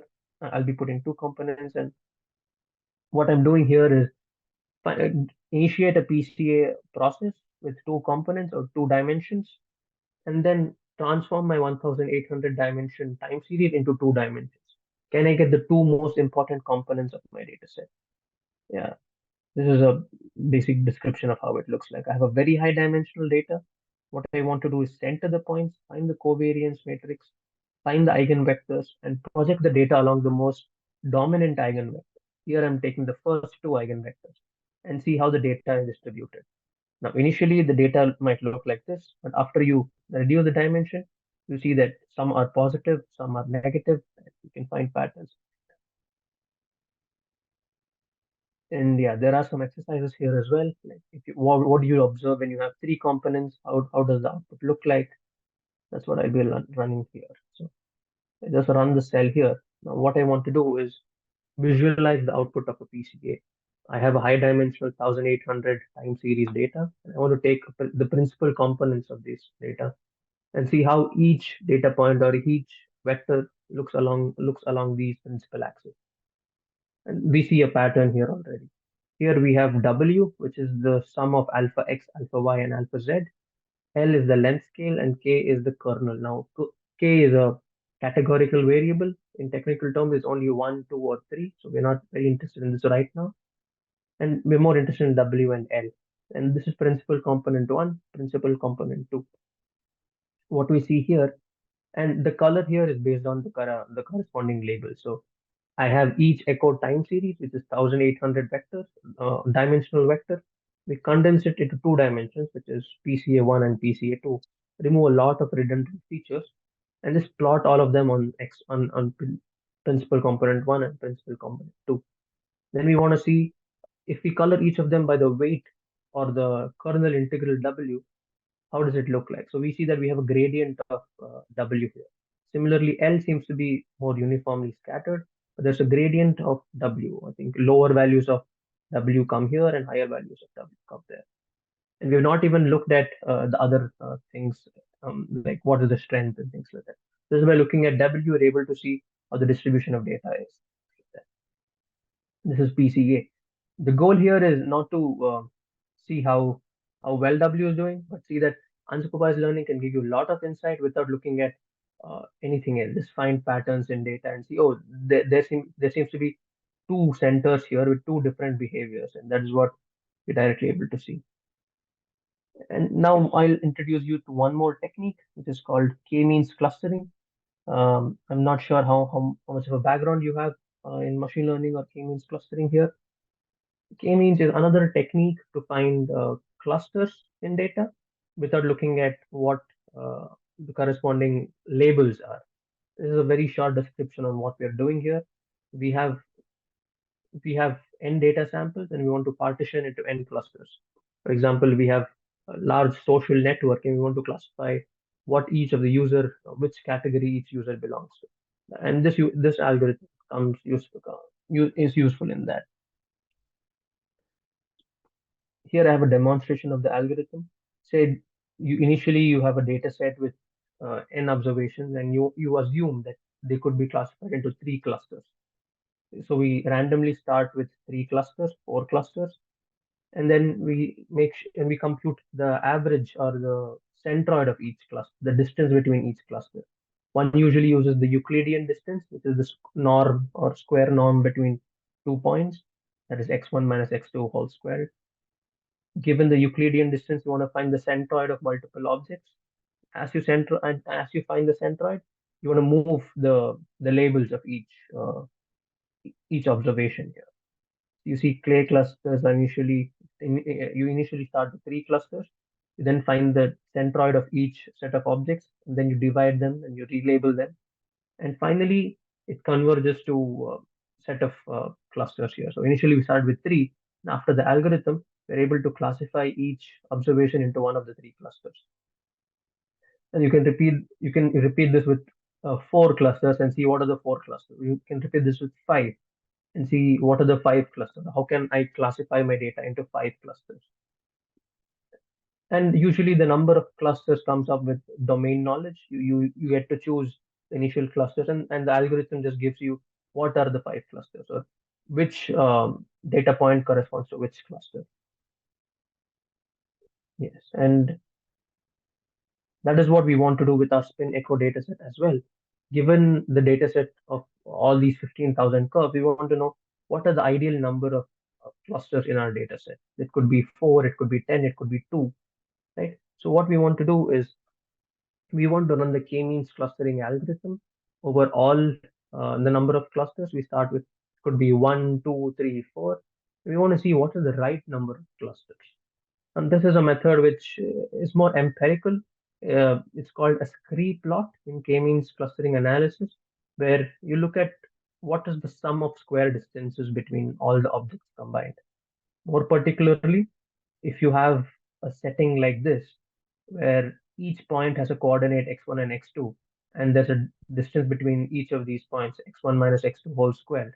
You want to look at in this cluster, in with 3 clusters, what is the sum of distances over all the objects, divided by the class and distance between the centroids of each, things like that. So that is what we want to look at, and that is what I'll be running right now. That's called calculating the distortion. That's the technical term for k-means clustering. What we do is compute the inertia, that is the sum of all the square distances for all of the clusters. So we start with 1 cluster, go to 10, and then we want to see what is the sum of distances for each cluster. And this kind of should give you an empirical idea, which is used to tell what is the right number of clusters to use in their data. Now, that is the plot which I hope everyone gets. And that kind of gives us more idea into how the data set looks like, or how we can play around with the data set. Right now I have the k-means algorithm running 3 clusters, and I'll repeat that. We'll repeat that until it goes to 10.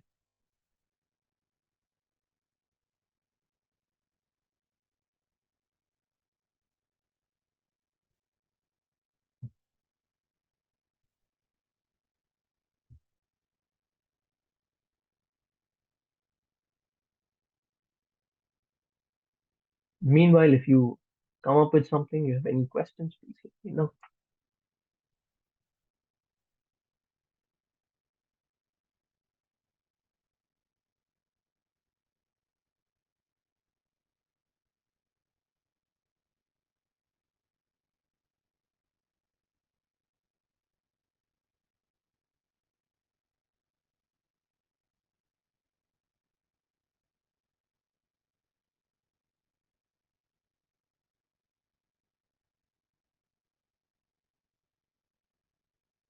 That should probably finish in a minute.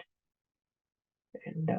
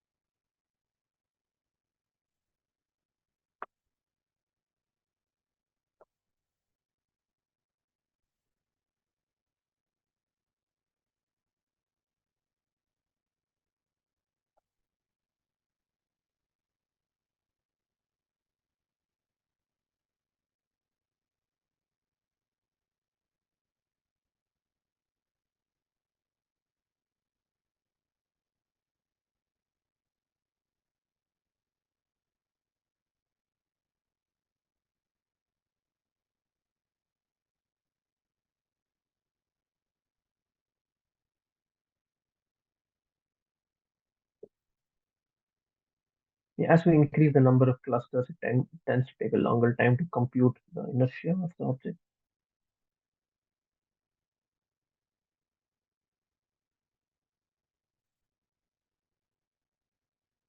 And one thing I want guys to pick up from this is just to look at the documentation of things, and what does k-means do within sklearn, and explore the documentation. What does n init mean? What does n clusters mean? What does inertia mean? looking up a documentation is something one we would spend a lot of time, or researchers would spend a lot of time in trying to code things from physics to machine learning to simulations and things like that. That's a very useful thing.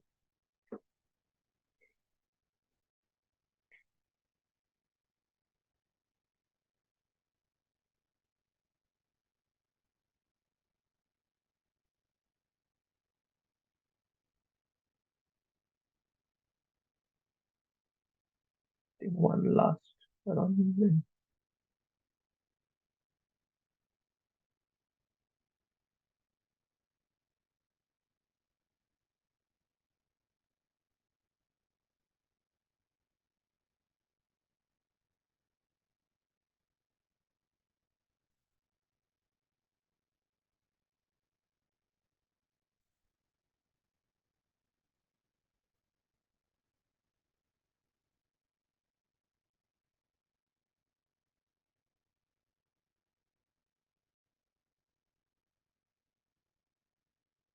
I think that should take the longest amount of time, this running the k-means clustering algorithm. And after that, it's quite straightforward.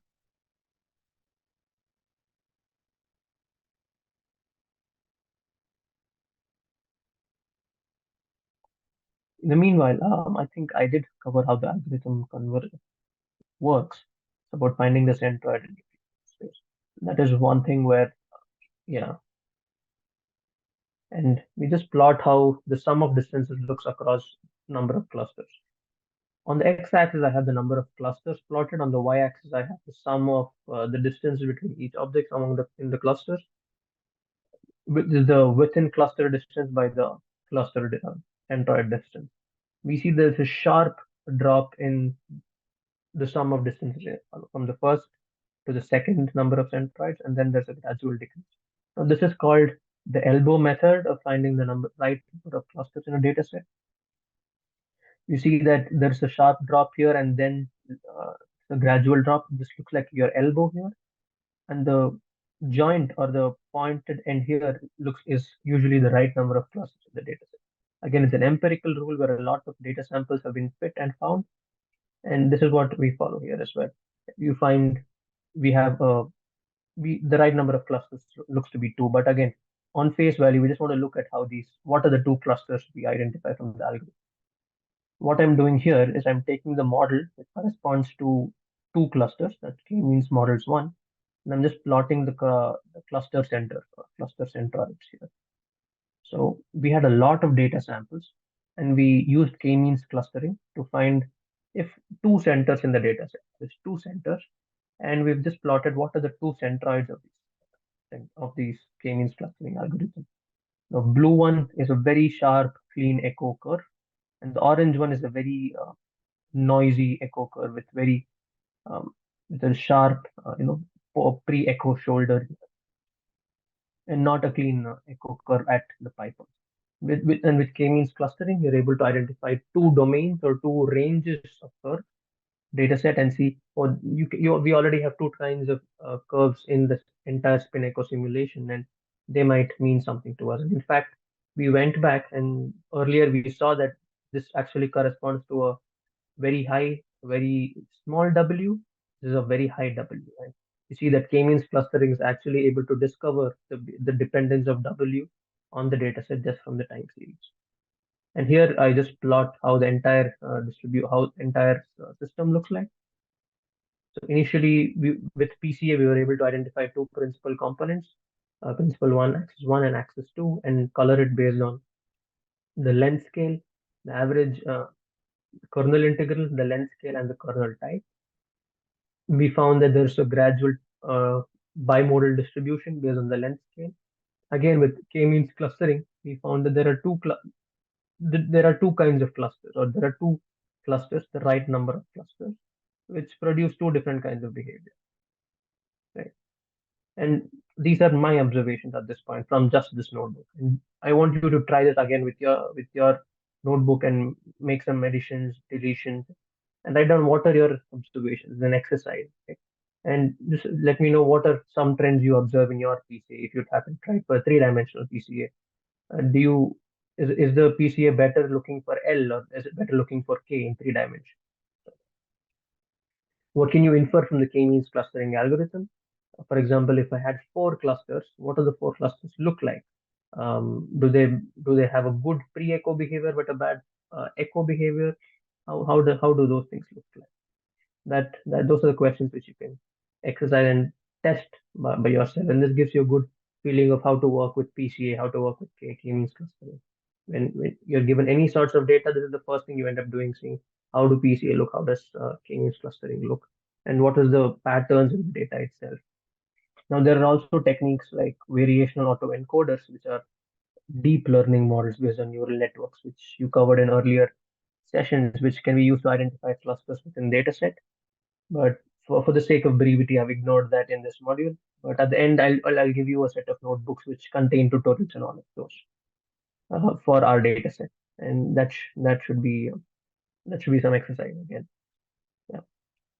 Yeah, that was our journey into unsupervised learning with our dataset here. I'll wait a couple of minutes, and at 3:50 perhaps I'll start with supervised learning. I'll go into what we use. What we use, we use random forest models, random forest or random decision trees, which are random forests are the models, and they're made up of decision trees. And I'm going to go through some ideas on what they do, what is our goal, and just show you how we can extract meaning from data. Random forest models are very, very famous. They're known to be the best machine learning models for small data sets, along with support vector machines and others. I want to show you how you can use it, not just vanilla random forest models, but fine tune them with specific parameters and train them on different kinds of data. We'll also look at feature extraction, and I'll give you a couple of minutes before we start supervised learning.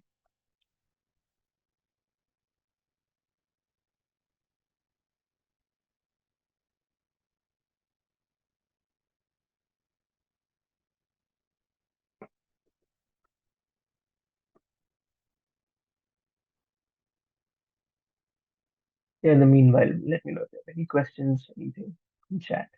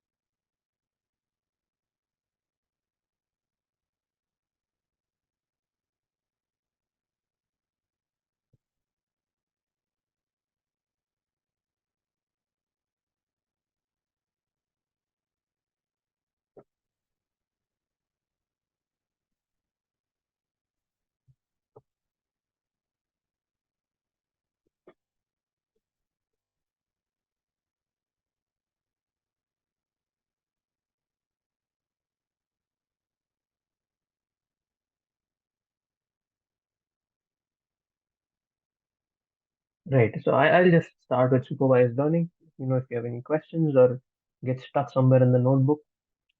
Now, with unsupervised learning, we just had a data X. We had a data matrix X or a set of data samples. We did not know any parameters on how they look like or what are their labels, or is this data sample from this class, or what kind of parameters produce them. We don't know anything about it. We just have a data set. We want to explore patterns or trends in the data set. That was unsupervised learning. Within supervised learning, we want to know what is the association between a data and between the data set and its labels y or x and y. More specifically here, we have the echo spin echo time series. What we want to know is, given these average magnetization curves, can we predict the interaction strength, that is alpha x, alpha y, and alpha z, which produced them? More like what we do in simulation is we use alpha x, we input these parameters, we sample them randomly, create materials, and simulate spin echo behavior. What we want to do now is, from an experiment, if someone has access to these spin echo curves, just can we use a machine learning model to learn these parameters beforehand? Can we learn the parameters alpha x, alpha y, alpha z, or the strength of the interaction, the range of the interaction from the time series? So each time series is an associated label And we want to learn this association in supervised learning.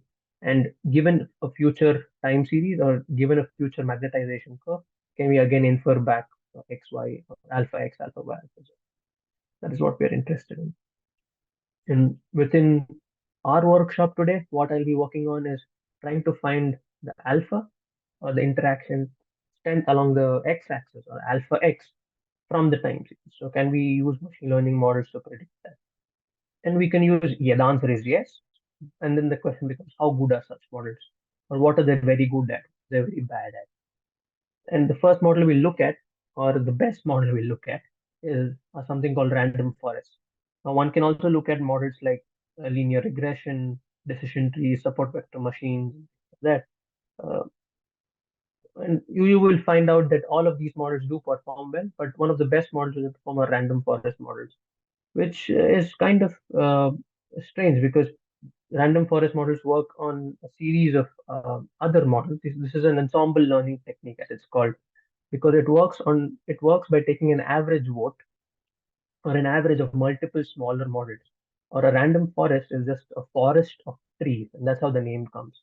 It's a forest of trees where each tree is a decision tree or something like this, where what we want to do is we want to construct a tree based on the time series. That is, if you have 10 features, you want to look at one specific feature. And if the fifth feature is less than zero point 0.5 and classify it as 1, if it's greater than zero point 0.5, classify it as 0. And if and that's why we have two nodes coming out of each tree. And this could be feature 5, then it could be looking at feature 2, then we're looking at feature 1, and that's a tree itself. But such trees or decision trees are prone to overfitting. That is, they tend to fit overly fit to the training data. And what we do is we have a series of such trees, which ends up reducing overfitting, and that's what forms a random forest, where we take an average vote across multiple trees based on the same data set or different parts of the data set. And we want to make sure we get a good prediction or a very good accuracy. In the random forest, do that. They work by taking majority voting and averaging across all the decision trees. Now, voting is for classification, and for a regression or predicting a value, you could use an average, things like that, the average prediction. That is what we'll be using. So we'll be using the random forest regressor. We'll also be using uh, train test split, which is to partition your data set into training and testing samples. Cross val score is to obtain a cross validation score. That is, you want to divide the data set into a training test, a validation test, and a test set. And the test set is something we will use at the very end. And we just use the training and validation to build a model, test the model, and find the best model which works in this way, and then finally test it on the training set. That's what we'll be doing today. So I'll load all of them. And here what I'll do is I'll just show you how the times or the spin echo data set looks in the form of a data frame. We use pandas for this. You don't have to really know how pandas works for this because I've coded all the way. But what the output looks like is I've just printed the first 5 time series here. I've just shown that the first time second is I called feature 0, and we call feature 1, feature 2. Just created a data frame here. And we want to use this data frame where this is time series 1. We want to use this. Now, mind you, this is a 200 width time window around the echo pulse. Given this data around the echo pulse, you want to predict alpha x here, as an example. This can be repeated for alpha y, repeated for alpha z. Today we'll be doing alpha x. So what I want to do here, I've written down in comments as well, that we want to partition the entire data set into a training and testing set, and we keep the testing set somewhere else, and we just don't look at it, and we look at the training set, and then we calculate the performance of the random forest model on particular subset of that and something and a validation set there.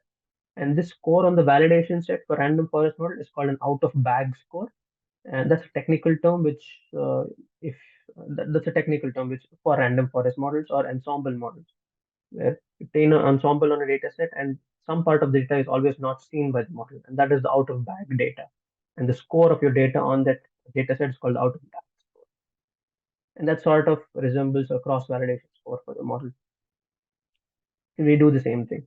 And we repeat this thing for 10 different partitions or 10 different kinds of training and testing sets or just 10 random splits of training and testing, because we don't want to infer everything based on one just splitting of training and testing. Yeah, I'm just going to run that and uh, tell you. I think this might take a while, so I hope it should be complete in a few minutes. So what we're doing right now is breaking down the data set into a training and testing phase. We have an 80% training and 20% testing. We randomly split it and then we fit a random forest model. Now, mind you, these are some of the parameters which I use within the random forest model, where I have n estimators is 100, because I have 100 decision trees, each working on the data set, and then learning the relationship between alpha x, what is the alpha x associated with this time series, and then using 100 trees to infer that. When I say max features, what I'm doing here is I am not using all the 1800 features for the random forest. Oh, sorry, all the 400 features, because we're working with the real data set. We're not using all the 400 features. We're using about square root or proportional to 100 square root or 10 or 110 features. We're not using all the features to predict. So some features are left out. And we want to predict how the model performs on the training set. And I'm now printing the test score. That is, how does the model perform on the test set which we kept away, and we want to see how the model performs on the out of bag score. And when you see that test scores are similar to out of bag scores, that means the model is not overfitting much. And we see something similar. You see that all the time the model test score and out of bag scores are quite similar. We repeat that for 10 different splits of the training and testing data set. And what we want to infer, the most important from these random forest models, are what feature is most important. Or amongst our 400 features, each model or each tree will use a different feature to initiate the first split on, and then second feature to split on, right? What we would like to know is what feature is it that the model uses to perform a split. And as we take an average across all the 10, we get to know that some features are very important, that they arise very high in the tree. And that tells us that those features are very important for the relationship between the echo curve itself and the prediction of alpha x. That is something which you will observe here, which I will go through in the meantime. Yeah. We already have 4 splits done. And this is, I can just go through them and you will find the same results. You will find an average. How is the average error between each model or each prediction? What is the mean absolute error? That is what I'm printing here. Mean absolute error, the mean across all the different 10 splits of the data and the standard deviation. And here is what gives us physical interpretability. We have a model which works really well, but we want to understand its physical interpretation. So this is what tells us. So here we have all the time steps of the echo window, and we see that the pulse at the echo and very near the echo is what is very important to determine the relationship with alpha. Now, if you go ahead into this and see how the distribution at the 200 step, this tells us that this is at the 200 steps, some can be at 1 and some curves can have 0 echo value. That is what determines alpha x. You remember, like if alpha x is quite high, then the echo pulse is suppressed. That's if alpha is higher, the echo pulse is higher. Alpha is higher, the echo is lower. And if alpha is low, there's a high echo pulse. We said that is what the model is learning, and we're able to predict that. And we also have a post-echo, pre-echo shoulder here, which says what is the value when you start in the window. If your value, whatever the value was, that is having an effect on your prediction of alpha x. This gives us interpretability on how the model is working. This is what we see sometimes lacks in when you go for end-to-end learning, that is when you have deep learning applications. Interpretability is an issue that you kind of compensate on interpretability. Yeah, with here we're able to generate feature importances. That's what I'm plotting here. You're plotting the mean feature importance or the median feature importance across all the different models for all the different training test splits, and seeing what is the most important feature for predicting. And we find that the echo pulse is the most important. Here I have the same plot here, and we see that the echo pulse at the center is very important for prediction alpha x. And in fact, we already got results that the test score or the R squared for predicting alpha x was 0.95, which is absolutely very good. These random forest models with a very small data set of 80% of 15,000 was able to get a 95% accuracy. And it's not, the accuracy is not the end of it, but the end is understanding interpretability. Given these models, can we interpret what alpha x and alpha y, how are we able to relate them? So, yeah, and with the motivation of achieving higher interpretability, I want to talk about feature extraction and a particular method called polynomial featureization. I will talk about that. I'll probably give you a minute or two, and then we'll go through the last section, polynomial featureization, which is how we extract features and what we'll and how that could be, how that would give us more interpretability power. Yeah, give you a couple of minutes, and after that we can start with the last section. And then I have a bunch of exercises as well, which you can go outside and try it out. A lot of different models to try out. Then we can let's go. We can go ahead with questions. And Natha, just to warn you, it's at 4 o'clock now. We originally told people an hour. I thought it was 4:30. Oh, I'm so sorry. No, it's yeah. Sorry. Hang on. I'm sorry.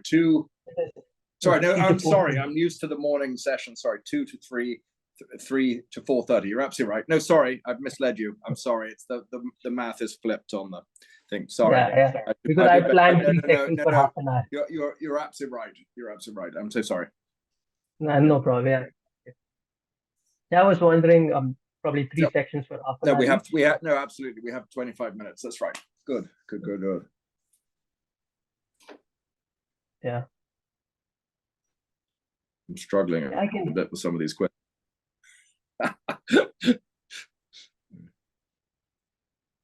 Yeah, good. Yeah, I can start with the polynomial featureization section. Yeah, so what we want to do here is, given the echo pulses, which are continuous time series here, we want to extract features. Now we have a very high dimensional data set here of 400 values for each time series, and we want to predict alpha x, alpha y, or alpha z. And we want to know, can we reduce the dimension of data set by keeping most of the information within it, such that we have higher interpretability of the data. And when you think more on this direction, we think about ways to represent the data in a more smooth fashion. And one way of doing that is fitting polynomials through it. And this is a method of doing polynomial featureization. What we do here is, given this echo time series, or I can just pull up here. This is a more apt explanation of how it looks like. So you have a time series which looks like this. Now this is an echo pulse. And what we want to do is want to partition the data set into 4 or 5 equal intervals. And you want to fit cubic polynomials in each. These are called cubic splines or cubic polynomials. What we want to do is, as you fit a cubic polynomial in each interval, we want to store the coefficients of each power of x, that is C0, C1, C2, and C3. And we want to use these values of C1 to C3 as our new features. And this split can be repeated. Initially, we had 5 splits. We can also have 4 splits, and we can have 10 splits, right? And that will give us about, if you calculate 4 for each split, and 4 for this makes up 20, and I think at total we'll have 71 features. So we have an echo time series. We break it up into equal bins, 5 bins, 4 bins, and 10 bins. And in each bin, we want to fit a cubic polynomial. Now, fitting such a polynomial will give us access to coefficients, and we want to use these coefficients as features of our data set. Now, how are these important? Well, when after we use the coefficients and we train a model to fit the data and to predict your observables, or the ones you want to predict, you will see that what you will, with the feature importances, you will see which is more important, C0, C1, C2, and C3. Now, if C0 is important, that means that in the if C0 of a certain interval is important, that means the average value or the constant value in that interval is the most important for predicting alpha x. If C2 is important, now C2 is coefficient of a quadratic term, which is symmetric. So the symmetric part of the curve is very important. C1 corresponds to the slope there. So you can use C1, C2, and C3 to predict what part of the echo pulse is most important for prediction. That is what we'll be doing here. So we want to define a polynomial or cubic polynomial and fit it in different bins. Now, all of this is done behind the scenes. I have a class called polynomial features, which kind of breaks apart your data set into equal bins and then fits a polynomial of order 3. So we break the entire 400 time series into 4 bins, 5 bins, and 10 bins, and fit a polynomial of degree 3 each. Then I convert it into a NumPy array. This is done in the back end there. And you can again go back and see how you could do that with how you can change the polynomial then. See if a different polynomial gives you different results. We use 3 because we were able to have access to the odd, even, and the curvature of the polynomial within that domain. So here we run the polynomial featureization for each of the 15,000 time series. It should take less than a minute, 28 seconds. And then just want to see how this data set looks like. So this is what it looks like, just to give you an idea of what this is. So what is 413 means that when you split the data set into 4 equal parts, you look at the first part, and the value here is the coefficient of x to the power of 3. This is splitting the data set into 4 parts. So you have the 0th spin echo time series. We split it into 4 equal parts. We look at the first part, the first bin, and you look at the coefficient of x squared. That is this value. You see that x squared coefficient is much higher than x to the power of 3. And this will be, and we've done that again for 10 splits, and we've done it for 5 splits, and this is the data set. So we've extracted features from each time series and converted into a different data set altogether. And abstracting all the intricacies, we're repeating the same process of training the random forest models on polynomial features, on these polynomial features. Now we want to extract what are the most important aspects of the time series here, important features from the polynomial featureization. Yeah, and we already have results. We see that the results are quite similar. In fact, are they better or are they same? They're the same. So we have the same performance, but we have drastically reduced the number of features.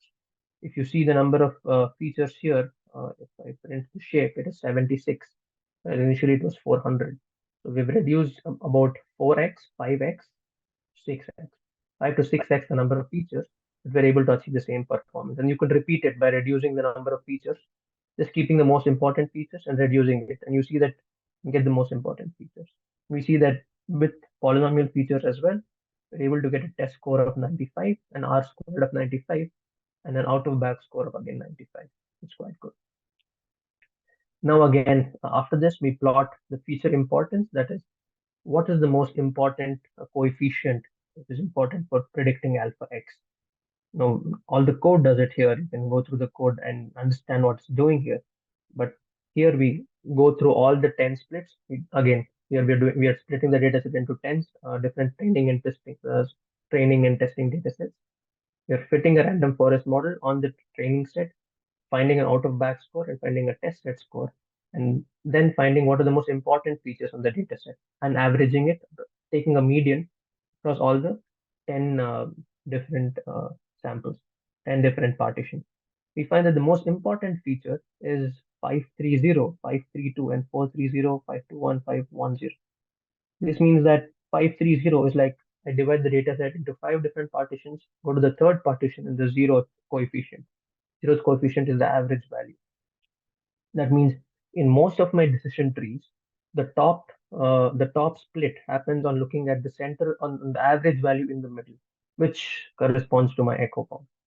And if you just plot that here, this is what we observe. We are able to predict alpha D quite well, but what's most important here is the average value of the echo pulse at the average value of the echo magnetization at the echo pulse. That is right here. Then later on, you need the value of in the pre-echo shoulder here. That is between 0 to 100. Then we have the other values. So this was something I wanted to cover about polynomial featureization, and now you can use it as a method of ranking features. What are the most important features for prediction? And you see that x cubed rarely comes, and if you look at the top 10 or top 20 features, here I have plotted just the top 5 features. I have the top 8, so I can also look at top 10.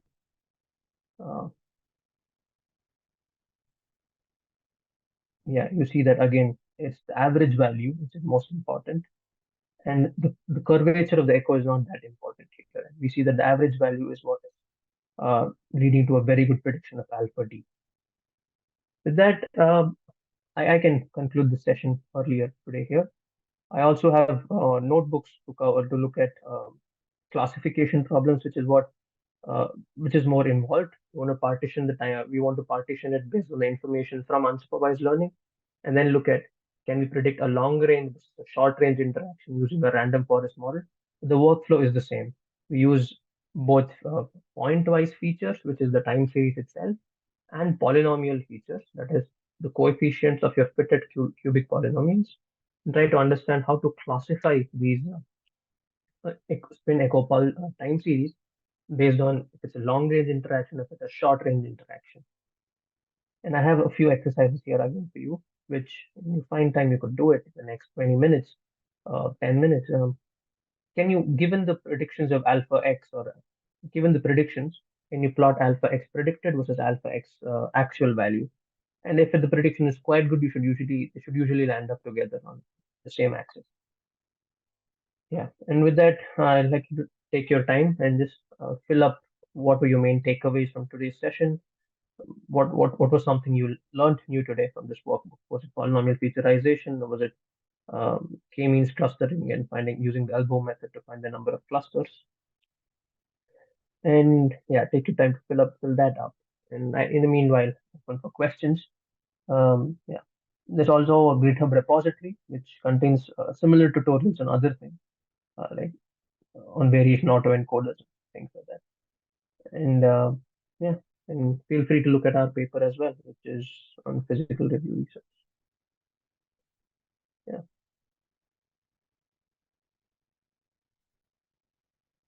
I'm open for questions. Any comments if you have, we can discuss. And yeah, that's most of my discussion workbook today.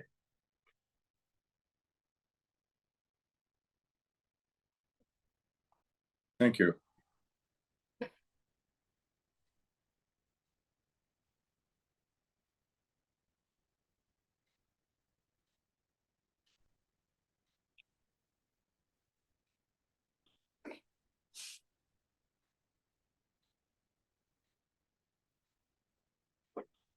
Okay, I don't see anything recent in the no, in the chat or the Q&A. Yeah. My Okay. motivation was to cover how to work through all of their data. I think with this notebook, it'll be helpful. I mean, a lot of code just to understand what is being done, that it takes time. That's fine. Absolutely.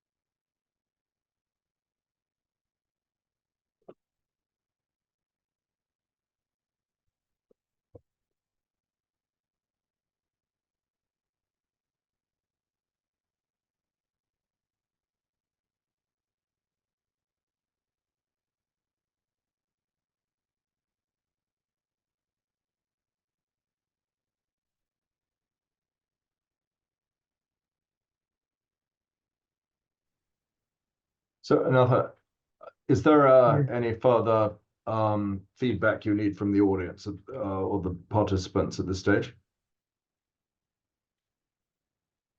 Yeah, I don't think so. I don't think. I was just looking up for questions or any questions. I think I'm done with all of it. Again, there are a bunch of exercises if one they're interested, they could do it. But that's the end of my presentation. Okay, okay. If you would like to ask a question, could you pose it now? Because otherwise, I think what we'll do is we'll wrap up. And in fact, this is the end of our workshop this week. We'd just like to say how much we appreciate everybody who's participated in the meeting. It's been a very positive experience for all of us on the course, and I hope many of you participating have also found it useful. As we've mentioned before, we do intend to make sure that the Indico site continues to be active. We'll be putting the videos of each of the modules and lectures into the system, accessible via Indico, and the Google documents will also continue to be available. I